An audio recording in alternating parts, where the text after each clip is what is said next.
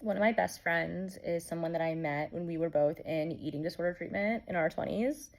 And she and I were talking yesterday because um, we know some people in common who were asking her, like, oh, is everybody around you in New York on Ozempic? Like, I can't believe people do that.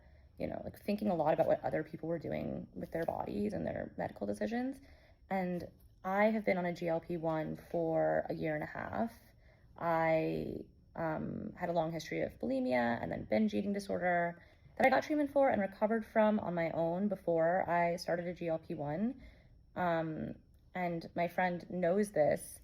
And we were kind of talking about how one of the greatest signs for me that it would be okay for me to start on a GLP-1 despite my eating disorder history is that I didn't care.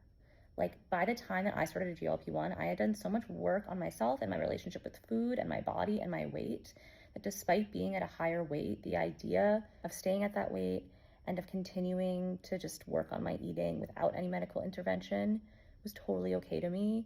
I had kind of given up the ghost in terms of caring about my body weight in that same eating disorder way. And so for me, the GLP-1 has been a really wonderful tool to help manage my weight and to make me feel more comfortable in my body.